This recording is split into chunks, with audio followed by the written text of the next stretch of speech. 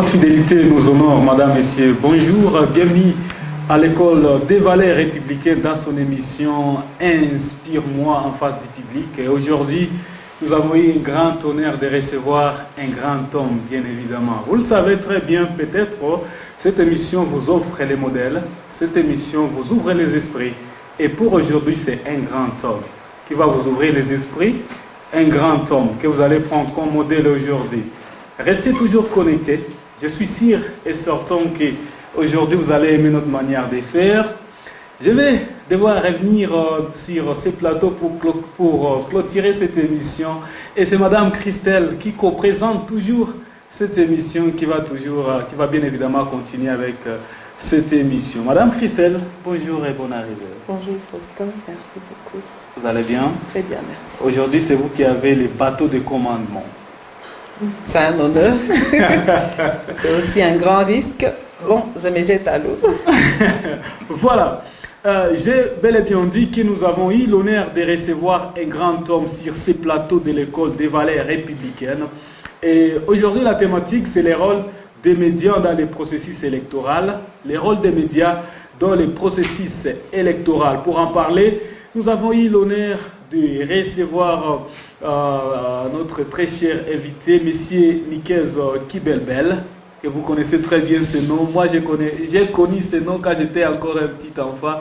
Aujourd'hui, nous allons le découvrir ensemble sur les plateaux de l'École des valeurs républicaines. Madame Christelle, c'est à vous. Merci beaucoup, Faustin. Je vais revenir après. Monsieur Nikez Kibelbel, je vous souhaite la bienvenue sur ces plateaux d'Inspire-moi. C'est pour nous un honneur de vous recevoir cet après-midi. Dans l'émission, l'objectif, c'est d'avoir au devant de nous de grandes personnalités qui nous inspirent par leur parcours, par leur professionnalisme, par leur manière de faire et par l'image qu'ils tracent dans notre société congolaise, mais aussi dans la ville de Goma. Sans pour autant tarder, j'aimerais d'abord saluer les publics. Bonjour, cher public. Bonjour. J'aimerais aussi directement, pour gagner du temps, laisser la parole à notre invité pour qu'il nous parle de lui. Moi, quand j'écoutais sa voix, je m'attendais à voir un blanc. Je ne sais pas, qu'en est-il pour vous? Je suis ravie de vous voir personnellement, Monsieur Nikez.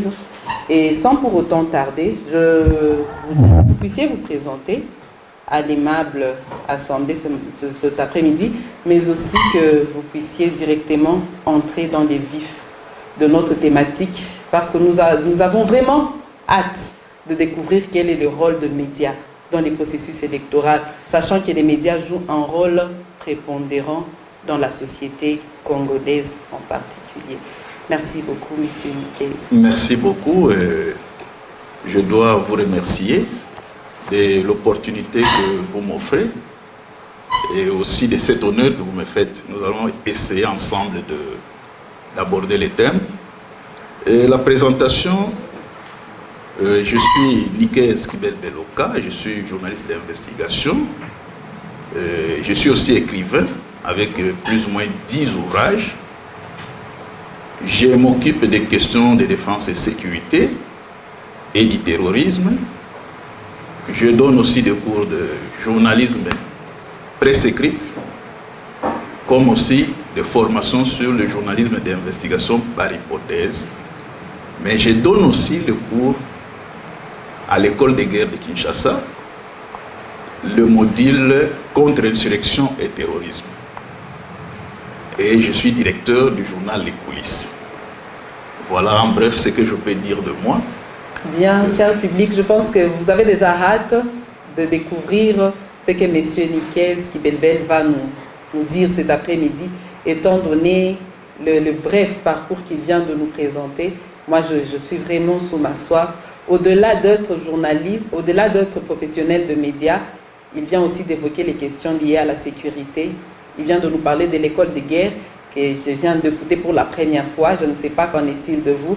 Et donc, j'ai hâte de découvrir aujourd'hui le rôle de médias dans les processus électoraux par un professionnel de médias.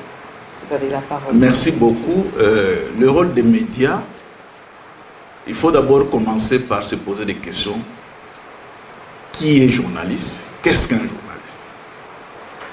Sans aller dans les détails, nous pouvons, dans la profondeur, nous pouvons simplement dire que le journaliste, c'est celui qui a la mission de collecter, de traiter et de diffuser les informations. Et cette mission-là se base sur deux grands principes. Parce que n'importe qui peut collecter, traiter, diffuser, mais il y a deux grands principes que le journaliste doit respecter, notamment la déontologie et l'éthique. La déontologie fait allusion à la loi. Le journaliste étant citoyen comme tout le monde, est aussi concerné par les lois de son pays. Donc, il est tenu à respecter les lois du pays. Le deuxième principe, c'est l'éthique. L'éthique, c'est la morale, la conscience du journaliste. La morale définie comme les biens à faire et les mal à éviter. Qu'est-ce que le journaliste peut faire, excusez-moi, dans l'exercice de ses fonctions? Qu'est-ce qu'il ne peut pas faire? Quelle information il peut donner? Qu'est-ce qu'il ne peut pas donner? Donc, il est tenu à respecter la déontologie et l'éthique. Mais l'éthique aussi se pose sur trois piliers. Donner l'information signifie présenter les faits, signifie aussi respecter le public, respecter les personnes à qui on parle, qui est le public, et respecter les personnes de qui on parle. Donc, il y a des principes comme le respect de la vie privée, le respect des faits. On dit en journalisme, les faits sont sacrés. C'est-à-dire que les faits doivent nous mettre, nous tous, d'accord. Si nous disons que ce micro a une banderole rouge, tout le monde est d'accord que c'est le rouge. C'est ça le respect des faits.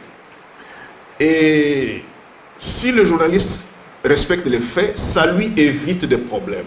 Et ça tient compte de sa responsabilité. Le journaliste doit être quelqu'un de responsable. Et dans cette responsabilité-là, il a la triple mission d'informer, d'éduquer et de distraire. Il informe, il éduque. Et vous savez que l'éducation, c'est pratiquement la mère de tout. L'éducation, c'est le grand remède contre l'ignorance. L'éducation, c'est pratiquement le fondement de tout. Et le journaliste a cette mission-là. Nous nous rendons compte que cette mission du journaliste n'est pas facile à porter. Donc, un journaliste, pas n'importe qui. Un journaliste professionnel, c'est celui qui tient compte de toutes ces réalités-là et qui donne une information qui est comme une nourriture. Quand vous mangez de mauvais aliments, vous tombez malade. Et on dit très bien aussi que le journaliste est semblable à quelqu'un qui a une grenade, une grenade. Au moindre faux pas, la grenade explose et tout le monde meurt. Donc la responsabilité du journaliste, nous insistons encore sur le mot responsabilité, est très très importante dans toute sa carrière. Mais actuellement, comme nous sommes dans le processus électoral, cette responsabilité, je pourrais dire, devient double ou se renforce encore.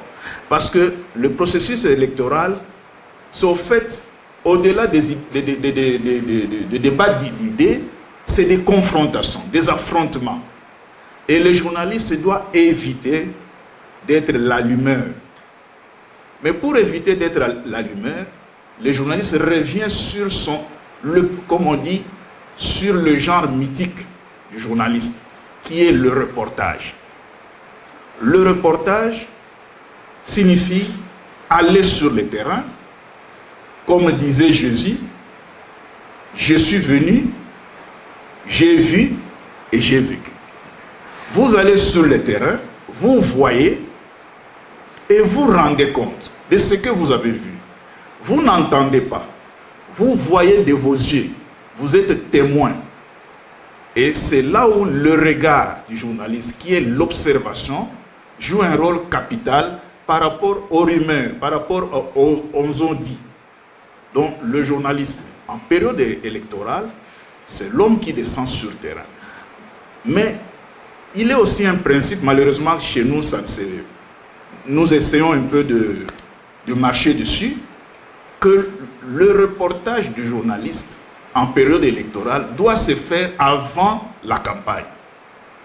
Avant la campagne électorale, simplement parce que le journaliste doit sillonner les différents partis politiques, les candidats, et avoir leur programme, discuter de leur programme pour présenter à la population.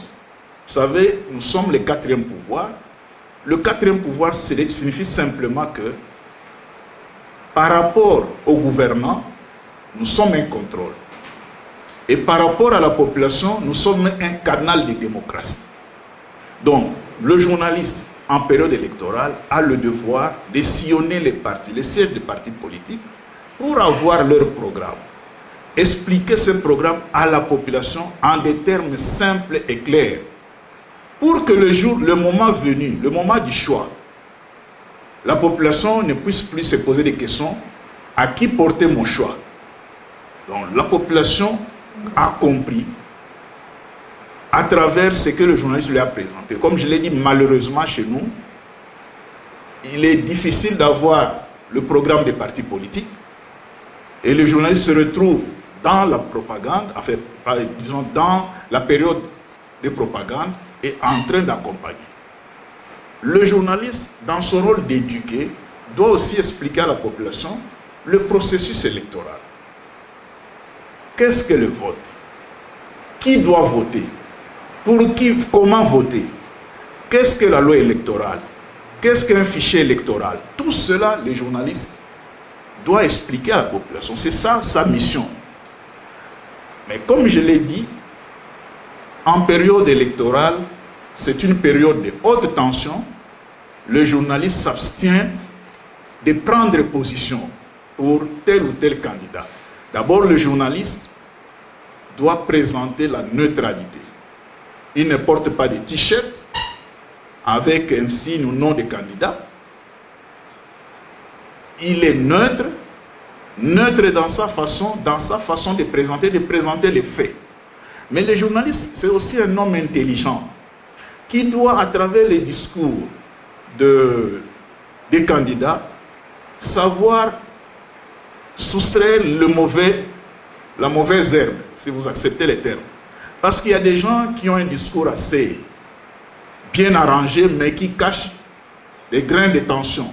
Le journaliste doit être un homme intelligent pour savoir que tel mot, je ne peux pas l'utiliser, sinon ça va enflammer tel ou tel autre camp.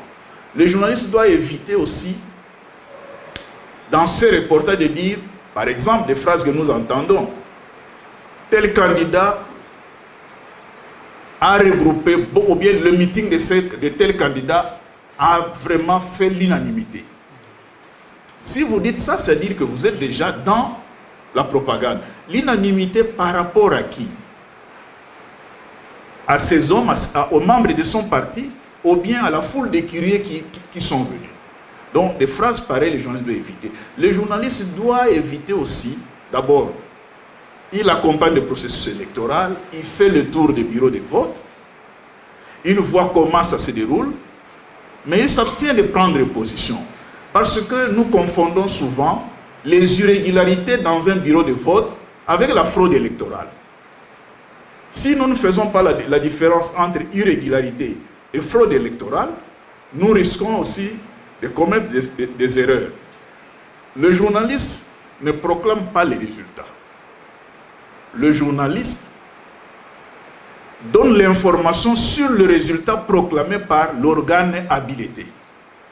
Contrairement à ce que nous voyons, nous avons vu, par exemple, en 2018, des gens dire non, nous avons des preuves que ce n'est pas tel qui est passé, tel autre. Vous avez quel genre de preuves? Ce n'est pas le rôle du journaliste. Donc le journaliste accompagne le processus électoral, éduque la population, notamment pour faire un bon choix, sans pour autant dire à la population pour qui elle doit voter. Mais au regard des idées, le journaliste amène la population à comprendre pour qui elle peut voter et quel est le choix qu'elle peut faire. C'est difficile, bien sûr. Aujourd'hui, avec la multitude des candidats, ça pose problème. Mais le journaliste, s'il doit rester neutre, il doit rester équitable, il doit rester impartial, c'est-à-dire, dans un média, si vous donnez la parole à M. X, donnez aussi à M. Y. Si vous donnez la parole au gouvernement, donnez aussi la parole à l'opposition. Et surtout, ne jamais trafiquer, ne jamais monnayer la parole. Parce que lorsque vous prenez l'argent, vous mettez une corde au cou qui vous attache et qui rend votre travail difficile. Et cette difficulté peut vous conduire aussi même à la mort. Pourquoi? Parce qu'on se rendra compte, par exemple, que monsieur tel, le parti politique tel m'a donné de l'argent, ou bien j'ai bouffé à tous les râteliers, mais comme je ne peux pas rendre service à tout le monde, je fais des choix, et ceux qui se sentent lésés, ils risquent même de porter préjudice sur moi. Donc le journaliste reste sur le fondement de sa profession, qui est la vérité qui repose sur les faits, qui est le respect de la dignité humaine, qui est le respect de la vie privée, et qui est aussi donner les faits qui doivent être vérifiés. Si jamais la loi vous interpelle, vous devez être capable de prouver ce que vous avez dit. Ne relayez pas les propos, parce qu'on voit des gens qui disent non, moi j'ai pris parce que tel l'a dit. Lorsque vous avez fait la publicité de quelque chose, vous devez être en mesure de le prouver. Donc la responsabilité, l'impartialité, mais le devoir d'informer, comme je l'ai dit, qui se base sur les faits. En période électorale, nous sommes dans une société, notamment ici à l'Est, une société de haute tension. Tension ethnique, il y a des guerres. Le journaliste doit être très prudent dans sa façon de donner les faits. Le journaliste doit être très prudent dans la prise de position qu'il prend. Et comme je l'ai dit, s'il reste sur les faits, mais même sur les faits, il doit être intelligent pour savoir que ça, je peux le dire, ça, je ne peux pas le dire. Parce que si je dis ceci, je jette de l'huile au feu, ça peut enflammer. Donc, le processus électoral renforce le rôle du journaliste, renforce la responsabilité du journaliste, renforce le devoir citoyen du journaliste, qui est pratiquement un canal de démocratie, et qui dit démocratie, dit donner la parole à toutes les parties. C'est le débat d'idées. Qui dit démocratie, dit aussi éviter la haine. Qui dit démocratie, dit éviter les injures, et éviter les attaques personnelles. Donc, la neutralité du journaliste et son sérieux se résument dans pratiquement ce que je viens de dire. Sûrement, avec les questions, nous pourrons aller un peu plus loin. Merci beaucoup, Monsieur Niquez. En tout cas, vous nous avez fait gagner du temps par votre présentation combien enrichissante. Le public, je suppose, a beaucoup de questions, mais avant cela, je ne voudrais pas d'abord poser moi-même des questions, mais avant cela, Monsieur Niquez, j'aimerais revenir sur un fait. La manière dont vous avez défini le journaliste en introduisant votre speech de cet après-midi, je suis en train de voir une définition traditionnelle du journaliste, même la manière dont vous avez décrit les tâches qu'un journaliste peut accomplir, les devoirs qui lui incombent. Je me vois dans un journalisme traditionnel, où un journaliste est présent soit à la télé, soit à la radio. Je n'ai pas beaucoup plus positionné la presse écrite, mais aussi avec la flambée des réseaux sociaux. Je ne sais pas qui est journaliste, qui ne l'est pas. Comment réguler? En parlant aussi de la protection de la vie privée, en parlant des injures, de soulèvements ethniques, avec la flambée en tout cas, ou avec l'expansion des nouvelles technologies, je n'ai pas su retrouver. Merci. Je n'ai pas su retrouver en tout cas comment maîtriser les médias, parce qu'avec tout ce que vous avez dit, en tout cas, j'ai beaucoup plus vu, à mon avis, les journalistes tels qu'on les connaissait avant. Merci beaucoup. Merci beaucoup. Vous avez raison. Mais lorsque nous définissons le journaliste nous revenons à la loi. Si nous partons de l'ancienne loi qu'on appelle la loi de 96, là où les réseaux sociaux n'existaient pas encore, on disait un journaliste, c'est celui qui a fait des études de journalisme. Mais aussi un journaliste, c'est celui qui ne les a pas fait. Par contre, ce qui les lit, vous devez passer 2 ans dans une rédaction comme journaliste stagiaire, quel que soit votre diplôme. Après le stage, la carte de stagiaire vous est octroyée par l'UNPC. Après le stage, 2 ans durant, vous devenez professionnel. Ça, c'est dans l'ancienne loi. Dans la nouvelle loi, vous avez parlé de l'UNPC. L'UNPC, l'Union nationale de la presse du Congo. Okay. Alors, dans la nouvelle loi qu'on appelle la loi Mouyaya, on renforce les conditions pour devenir journaliste. Première condition, vous devez avoir suivi la filière de journaliste, être licencié en journalisme. Si vous n'avez pas suivi la filière, comme on dit, le journalisme est sur l'État, mais la première des conditions, ou la condition minimale, il faut être licencié dans n'importe quel domaine, et après, vous allez vous former. Alors, il se pose un problème, pas seulement au niveau des réseaux sociaux. Vous avez souligné la presse écrite, ça me fait du bien. Pourquoi? Parce que aujourd'hui, quand nous regardons notre microcosme politique ou journalistique, il y a beaucoup de journalistes qui ont juste les diplômes d'État. Donc, ils n'entrent pas dans cette définition que la loi veut donner des journalistes. Parce que quand vous avez simplement les diplômes d'État, bon, vous pouvez être un génie. Mais vous êtes limité même dans l'étude. Nous avons parlé ici d'études, de projets. Un candidat président de la République vient avec un projet, vient avec un discours. Comment vous allez comprendre le discours pour le transmettre à d'autres si vous n'avez pas les niveaux voulus? Donc ça, c'est un problème. Alors, nous avons un autre problème qui est un défi que moi, je lance pratiquement à toutes les universités qui organisent la filière des SIC. On ne forme pas les journalistes de la presse écrite. Lorsque les étudiants vont en stage, c'est souvent dans des radios et des télévisions. Ils ne vont pas à la presse écrite. D'abord, ici à Goma, la presse écrite n'en a pas. Je peux me permettre de dire que je suis seul. Alors, pourquoi? Parce que la presse écrite est exigeante. La presse écrite demande une grande réflexion.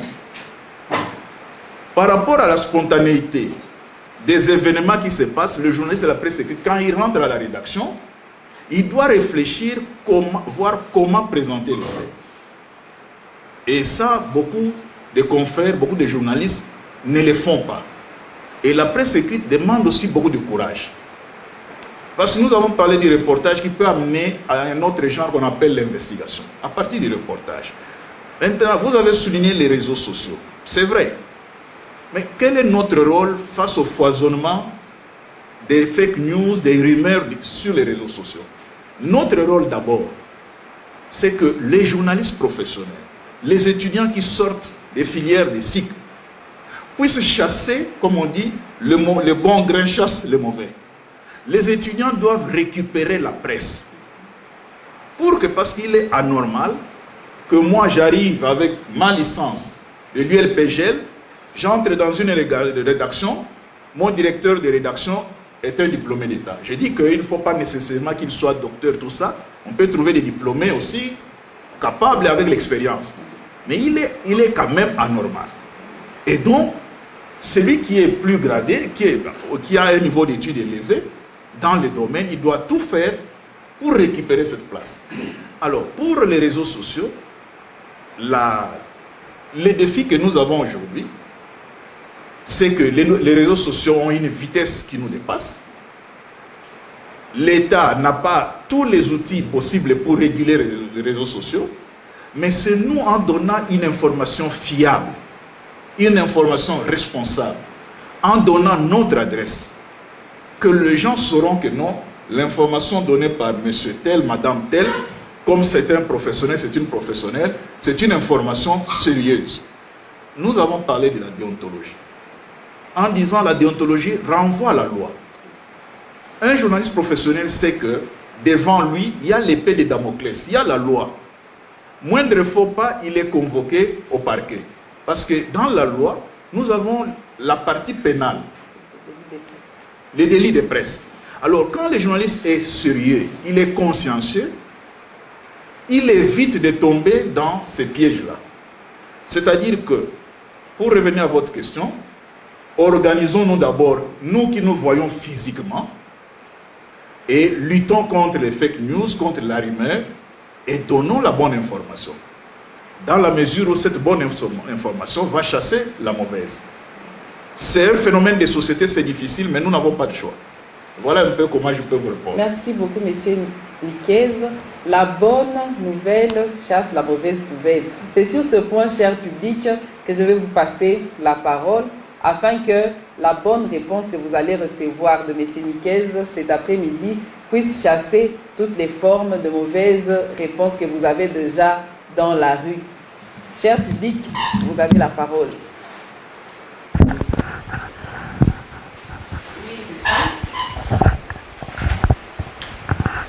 Merci beaucoup pour la parole. En fait, j'ai une petite question, c'est de savoir...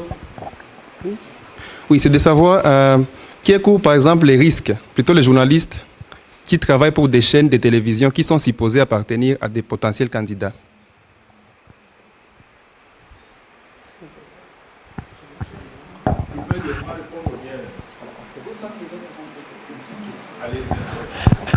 Merci pour la parole.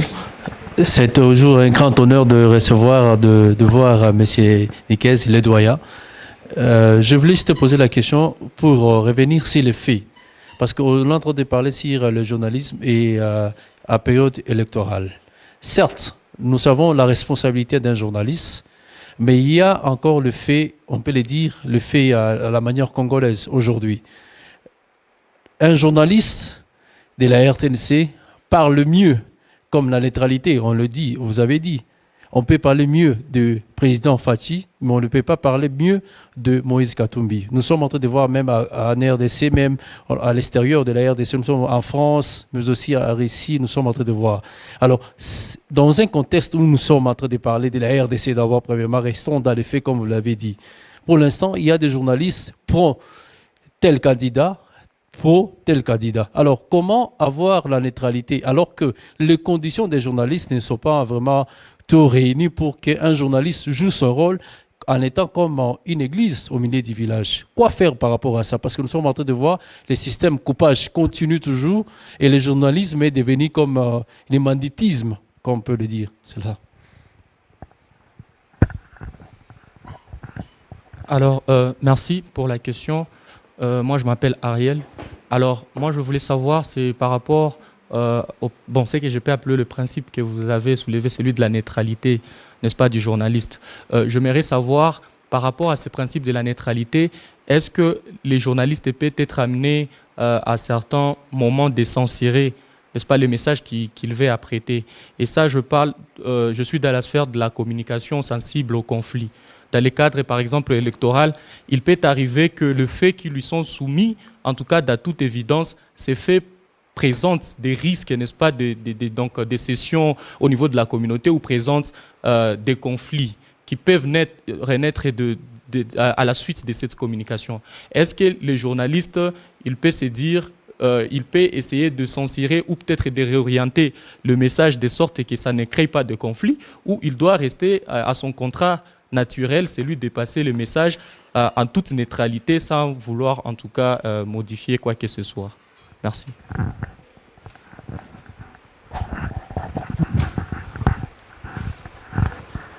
Merci beaucoup, monsieur Niquez. Vous avez la parole. Vous pouvez répondre aux trois premières questions qui ont été posées par nos amis. Oui, merci beaucoup. J'ai oublié mes lunettes, bon, je vais quand même me retrouver.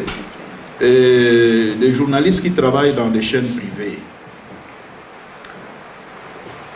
tous les journalistes, enfin, de façon générale, beaucoup de journalistes, nombreux journalistes ne travaillent pas dans leur propre chaîne. Nombreux. Les journalistes de RFI dit à la rédaction, on dit, bon, aujourd'hui vous allez présenter le journal contre vos parents. Vous n'allez pas accepter. Vous allez dire, bon, je peux tout faire, mais pour mes parents, cherchez une autre personne. Parce que votre conscience vous dit que là, vous ne devez pas le faire. Donc, lorsque vous êtes dans un média d'un opposant, vous ne cessez pas d'être journaliste. Vous n'êtes pas le journaliste de l'opposant. Vous êtes un journaliste engagé chez. Mais vous respectez votre code d'éthique et de déontologie. Il y a des choses que vous pouvez ne pas faire. Quand il vous demande de faire ceci, vous dites ça n'entre pas dans mon code, je pars. S'il n'accepte pas, on part. Il y a des journalistes qui démissionnent. Parce qu'ils veulent respecter leur dignité. Le travail des journalistes, c'est un travail de dignité. Responsabilité et dignité. La deuxième question, la neutralité. La RTNC parle du président de la République, médias d'État. Lors du processus électoral, il est demandé à tous les médias de donner le même timing à tous les candidats. En principe, sur papier, c'est ce qui est demandé. Mais nous avons connu, vous étiez peut-être encore trop jeune, dans les années 90. Il y a des journalistes qui ont démissionné de la RTNC. À l'époque, ça s'appelait OZRT. Ils ont refusé de faire ce qu'on leur demandait. Ils ont démissionné. Ils n'en sont pas morts. Parce qu'ils ont tenu d'abord à la neutralité, à la dignité. Et la neutralité, la dignité arrive même avec le problème, vous l'avez soulevé le problème de coupage. C'est-à-dire le monnayage, l'argent. Mais on achète notre conscience. Moi, je donne un exemple. Vous avez fait un reportage sur les élections. Le candidat vous amène dans un bar et il vous fait boire. Je ne pense pas que vous boirez un casier de bière. Peut-être si vous buvez beaucoup, vous pouvez boire 3-4 bières. Mais 3-4 bières, ça représente quoi en termes d'argent? Même pas 20 $. Donc vous comprenez, ça fausse notre jeu. Pourquoi? Parce que nous confondons la direction commerciale et la direction rédactionnelle dans nos médias. Un journaliste ne peut pas aller faire le recouvrement d'argent. C'est la direction commerciale, vous pouvez appeler ça la comptabilité, tout ça. C'est quand moi je veux passer dans votre média, je viens de dire, madame, je voudrais passer. Madame me dit, allez à la direction commerciale, allez discuter l'espace. C'est là que on va me donner la facture, je vais payer. Avec cet argent, on pourra nous payer, nous les journalistes. Mais qu'est-ce qui arrive? Le journaliste prend l'argent, dans son reportage, il prend l'argent, il met dans la poche. Et il doit tout faire pour que son papier passe. Mais peut-être c'est 20 $. À l'époque, le gouverneur Carly, il donne une conférence de presse à la maison de la presse, il y a plus ou moins 150 journalistes. Moi, je lui dis, je ne peux pas venir. Ça, c'est un meeting. Vous donnez 2000 $ à 100 journalistes. Ils se partagent combien? 10 $, 10 $. Mais quand vous regardez l'enveloppe sortie, 2000 $, c'est beaucoup d'argent. Mais quand on fait le partage, nous sommes à 100. 10 $, 15 $, surtout qu'il y a des rapaces. Il y a ceux qui prennent 50, d'autres qui prennent au moins, ainsi de suite. Donc on n'a rien fait. Est-ce que le journalisme, même dans le traitement de l'information, le communiqué du gouvernement, ça doit être payé, ou ça doit être payant. Les communiqués que les gens donnent, on doit, soit on les fait passer comme communiqué payant, soit on les traite comme information. Alors, si nous prenons une bière et nous venons faire les communiqués, nous ferons faire passer les communiqués, ça ne va pas. Tous les journalistes, d'abord, il n'y a pas de journalistes riches à travers le monde. Il n'y a pas de journalistes millionnaires. Mais il y a des journalistes qui se respectent, qui sont respectés. Pas parce qu'ils ont l'argent, mais parce qu'ils ont une ligne de conduite. Donc, ce qu'il faut, il faut éviter, effectivement, de se faire avoir avec des 5 000 francs, des 10 000 francs. Quand nous on commençait le métier, les invitations étaient déposées à nos rédactions. C'est-à-dire que aujourd'hui, par exemple, le gouverneur veut donner une conférence de presse, on vient déposer le communiqué à la rédaction. Ceux qui ont reçu les communiqués, ce sont ceux-là qui viendront. Et même si on doit vous donner l'argent, on mettra l'argent dans des enveloppes. Mais aujourd'hui, il n'y a pas de rédaction. À part les radios-télévisions, dans la ville de Goma, il n'y a pas de rédaction. Il y a des éditeurs qui ont des rédactions dans des bars, qui ont des rédactions son sac, qui ont des rédactions son téléphone. Mais vous les retrouvez tous dans un point de presse. Et même ceux qui leur donnent cet argent, ils ne se posent pas de questions, qu'est-ce que nous gagnons en retour? Je donne un mauvais exemple, je le cite souvent. Lorsque l'ancienne première dame arrive, vous voyez une trentaine de journalistes qui la suivent, avec des motards. Elle donne l'argent. Mais aujourd'hui, posez la question à ces journalistes de vous présenter ce qu'ils ont déjà fait sur elle, ce qu'ils ont écrit sur elle. Il n'y en a pas. Donc, on crée un club des amis qui vont suivre et qui prennent l'argent. Comment vous pouvez quitter ici jusqu'à Kilolira sur moto pour aller chercher 50 $? C'est pas normal. Donc, la responsabilité dépend de la personnalité aussi du journaliste. Si vous ne voulez pas vous faire respecter, les gens ne vont pas vous respecter. Donc, cette histoire de coupage, ce n'est pas que nous n'avons pas... Moi, je peux avoir besoin d'argent. Mais même ces coupages-là, je ne veux pas les recevoir comme coupage. Je ne veux pas les recevoir comme coupage.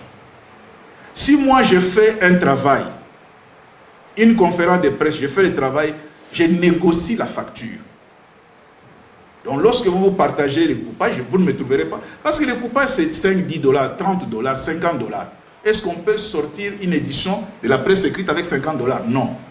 Est-ce qu'on peut allumer le groupe électrogène à la radio, à la télévision avec 50 $? Non. Donc, c'est encore une fois le problème de personnalité. Vous êtes des jeunes, vous faites les cycles, changez cet état des choses. Parce que si vous commencez le coupage à l'âge de 20 ans, de 21 ans, et quand vous aurez 40 ans au mon âge, ça ne va pas. Donc, changez la façon de faire. Et si vous prenez aussi, aujourd'hui nous parlons du processus électoral, mais vous pouvez vous orienter dans un domaine. Moi, je vous ai dit, j'ai laissé le journalisme et les informations à caractère général. J'ai fait les informations défense et sécurité. Donc, voilà un exemple. Mais lorsqu'on me paye, on ne me paye pas le coupage. On me paye le travail que j'ai réalisé et le travail qui est apprécié. Donc, c'est très important. On n'est pas généraliste. La troisième question est, lorsque vous recevez les messages, est-ce que vous devez les censurer ou pas? J'ai insisté ici sur le niveau d'étude du journaliste. Si le message que vous avez reçu contient des germes de conflit, vous avez deux choix. Soit vous ne le publiez pas, soit vous demandez à la personne d'échanger son message en disant, écoutez, ce message va mettre de l'huile au feu, nous vous demandons de revoir, de retoucher vos mots. Tel mot, nous ne pouvons pas l'appliquer. Tel autre mot, oui. Donc, ça revient maintenant à votre responsabilité. Le travail du journaliste, c'est un travail de responsabilité. Lorsque quelqu'un m'appelle, il me dit, monsieur le journaliste, je voudrais communiquer ceci. Je dois être en mesure de lui dire que ça c'est bon, ça ce n'est pas bon. Je ne dois pas gober, même s'il a donné des millions. Parce que devant la loi, ce n'est pas lui qui viendra. Donc, la conscience, le bien et le mal, qu'est-ce qui est bien à dire, qu'est-ce qui est bien à faire, qu'est-ce qui est mauvais qu'on ne peut pas faire, et la responsabilité. Donc, travaillez un message, prenez les points essentiels, n'altérez pas, ne changez pas le contenu du message. Mais si vous trouvez que le message, c'est un message injurié, dans la propagande, dans la période électorale, on injurie quelqu'un, ne répétez pas l'injure. Si vous répétez l'injure, vous tombez dans la loi. Parce que vous avez fait la propagation de l'injure. Vous avez relayé. Donc, si un candidat est injurié, si son discours du début à la fin, ce sont des injures, ne les prenez pas. Parce qu'on dira que c'est vous qui avez allumé cette injure-là. C'est comme quelqu'un vous injurie, ou m'injurie à mon absence, vous venez, vous me dites, voilà, avec les mêmes mots, tel vous a injurié, ça. Non. C'est-à-dire que vous aussi, vous profitez pour m'injurier.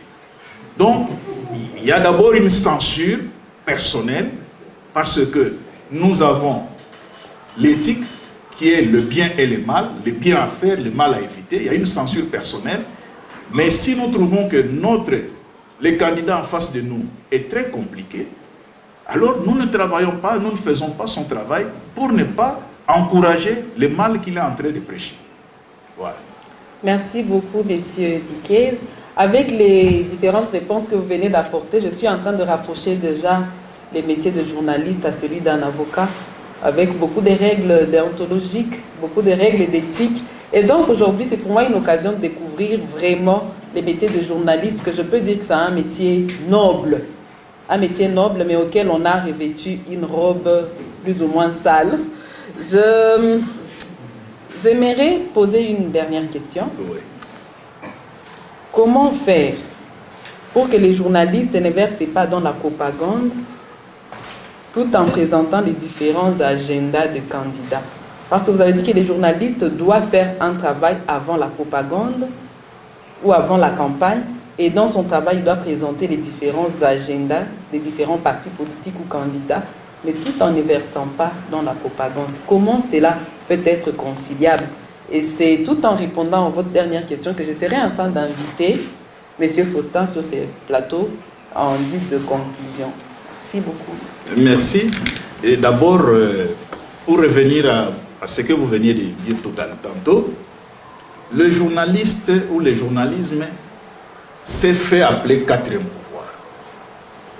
Il y a 3 pouvoirs constitutionnels, législatif, exécutif et judiciaire. Mais le journaliste s'est fait appeler quatrième pouvoir parce qu'il se présente comme témoin ambassadeur. C'est-à-dire qu'il est le canal de la démocratie. Comme je l'ai dit, c'est un pouvoir magique, un pouvoir psychologique, qui fait qu'il se dit, moi je suis l'ambassadeur de la population. Je suis l'objet du contrôle du gouvernement, mais comme je l'ai dit aussi, le canal, le rayonnement pour la société. Donc c'est grâce aux journalistes que la société doit comprendre ce qui se passe. Et donc c'est un travail noble, comme vous l'avez si bien dit, et qu'il faut exercer avec toute la noblesse, mais tout en respectant les lois. C'est pourquoi la déontologie et l'éthique doivent primer, comme un tribunal de conscience. Maintenant, revenons à votre préoccupation, la propagande. Comment concilier la propagande et ce que veulent les électeurs? Mais le journaliste, il est là, comme je l'ai dit, malheureusement nous ne le faisons pas. Le journaliste devrait avoir le programme de chaque candidat ou de chaque parti politique et expliquer en avance à la population. Pour dire, ça vous pouvez faire, ça vous ne pouvez pas faire, parce que qu'est-ce qui se passe chez nous? Lors de la campagne, on distribue des vivres. Ventre affamé n'a point d'oreille. C'est pourquoi, pendant la campagne, il est difficile aux journalistes de dire à la population, prenez mais ne votez pas. Parce que la population, c'est une conscience. Donc, ce qui est demandé aux journalistes, c'est de ne pas faire la campagne. Si vous voulez faire la campagne, entrez dans l'équipe de campagne, devenez un agent de campagne, un agent de propagande. Mais si vous voulez rester journaliste et en respectant l'éthique et la déontologie du journaliste. Ça va vous amener moins de choses, moins de problèmes, mais aussi ça va vous faire respecter. Avec un candidat, vous pouvez discuter en lui disant, ça c'est une mauvaise option que vous allez prendre. Faites ceci, c'est bien. Mais ça, vous discutez avec les candidats, pas avec les électeurs. Les électeurs, vous leur dites simplement qu'est-ce qui est bon à faire, comment ils doivent voter, pour qui. Bon, pas pour qui ils doivent voter. Ne tombons pas dans cette erreur que la Senko avait faite, commise, en disant, pour nous, voici celui qui a... Et puis les journalistes ont suivi. Ne tombons pas dans l'erreur de Nanga qui dit, bon, nous avons négocié. Nous n'avons jamais vu le contrat. Et comment moi je peux écrire sur quelque chose que je n'ai jamais vu? Parce que pour les journalistes, ce sont les faits, et les faits sont sacrés. Mais j'ajoute, au-delà des faits, la conscience du journaliste est son premier tribunal. Donc il y a des choses qu'il peut faire et d'autres qu'il ne peut pas faire. Merci beaucoup, merci M. Michel. Merci beaucoup aussi, cher public, pour votre interaction. Monsieur Faustin, je vous laisse les plateaux. Madame Christelle, en tout cas, merci pour ce grand travail que vous venez de faire, sincèrement. Monsieur Nikes, je suis très heureux d'avoir suivi vos interventions qui m'ont vraiment construit. Moi, je vous suivais, je l'ai dit au départ, depuis que j'étais un petit enfant, hein, et vous m'inspiriez toujours. Et quand vous dites que pour être journaliste à travers la loi Mouyaya, qui a été récemment publiée, nous devons être d'abord licenciés. Moi, je le suis en SIC de l'INIGOM, j'ai fait mon master en communication et management, mais en fait, j'aimerais être comme vous. J'aimerais que vous m'inspiriez. Que dois-je faire pour être comme vous? Merci beaucoup. Merci d'abord pour tout cet honneur que vous me faites. Être comme moi, c'est pas facile parce que il faut demander à Dieu ou à Jésus. Le parcours, il est sinueux, le parcours, il est difficile. Mais il faut beaucoup de courage. Qu'est-ce que vous avez fait pour y arriver, en quelques mots? En quelques mots, c'est la passion de bien faire. La passion de rester sur les faits. Rapidement, lorsque en 2014, le colonel Mamadou est tué à Béni, le 2 janvier, le 12, l'état-major arrive pour lancer les opérations. Je demande de les rencontrer. Ils me reçoivent, je leur dis, moi, comme civil, je vous dis que vous devez tout revoir. Parce que si vous faites ça, vous n'allez pas gagner. Et devant 9 généraux, j'ai la photo dans mon bureau, le chef d'état-major général pose la question à Jean Baouma. Nous allons le frapper pendant combien de mois? Le Jean Baouma dit 6 mois. Je demande la parole, je dis, je vous donne au moins 3 ans. Il dit non, tu nous injures. J'ai dit non. Je vous donne les faits. Et le chef d'état-major général sort $1000. Il dit nous allons parier. Je dis je ne peux pas parier. Moi je vous donne les faits. Ah, journaliste, vous parlez beaucoup. J'ai pris les $1000. Donc voilà, être sûr de ce que vous faites, quand vous savez que vous le faites bien, et quand vous savez que vous le faites pour le bien de la communauté. Ça, c'est le plus grand remède. Et avoir confiance en vous-même. Voilà. Je dois avoir confiance en moi. Exact. Alors, si je vous demandais de me bénir à la fin de cette émission, je demande à M. Niquet si vous pouvez me toucher à la tête pour me bénir. Alors, à la fin de l'émission. Courage, détermination et surtout, va de l'avant. Merci beaucoup. Je suis béni par M. Niquet. Je dis vraiment Amen, parce que je suis sûr et certain que ce sont les mots qui viennent du doyen. Et vraiment, ce sont les mots qui vont me suivre.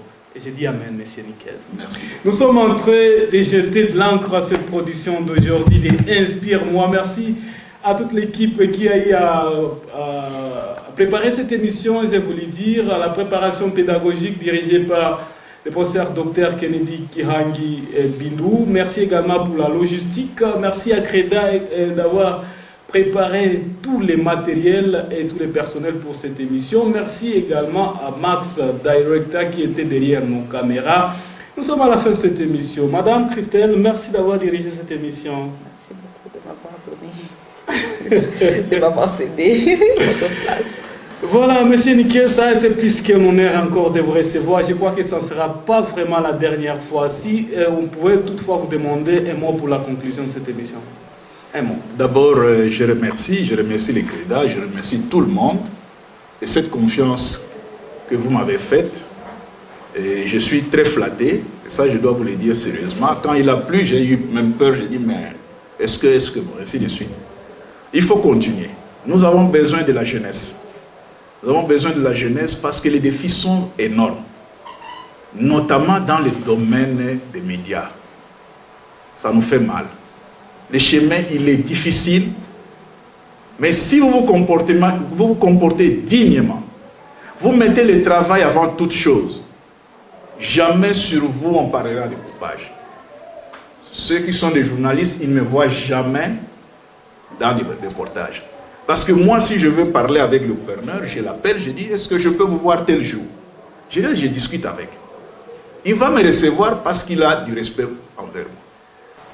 Et surtout aussi la dignité, la personnalité et la responsabilité. Jésus lui-même était très digne. Je ne suis pas fort en Bible.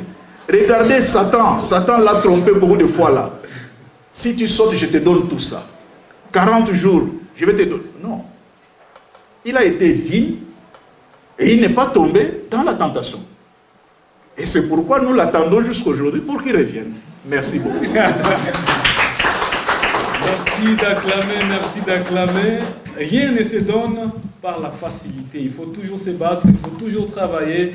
C'est la parole de Messier Miquels que nous sommes en train de dire au revoir. Merci de nous avoir suivis. Merci d'être venus participer en direct dans cette émission Inspire-moi. Nous vous fixons un nouveau rendez-vous le mercredi prochain, donc après une semaine. Et travaillons toujours au service de la nation parce que la vie s'envole comme un oiseau, mais nos œuvres durent pour toujours. Au revoir.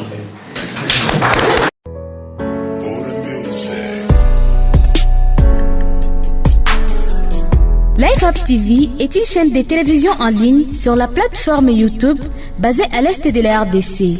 Nous vous informons au quotidien sur toute l'actualité mondiale, faisant accent sur la RDC, faisant également la promotion des valeurs africaines, le bonheur partagé, l'entrepreneuriat, la culture, ainsi que la politique de l'air.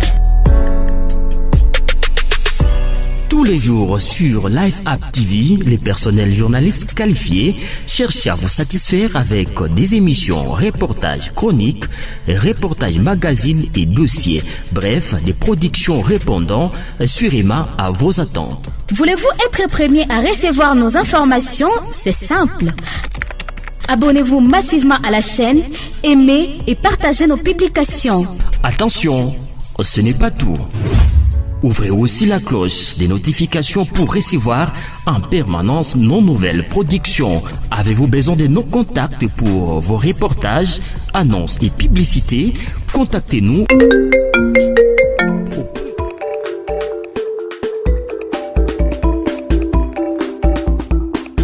Nous sommes sur les réseaux sociaux, notamment Twitter, Instagram et Facebook. Vous informer avec satisfaction reste notre plus grand objectif.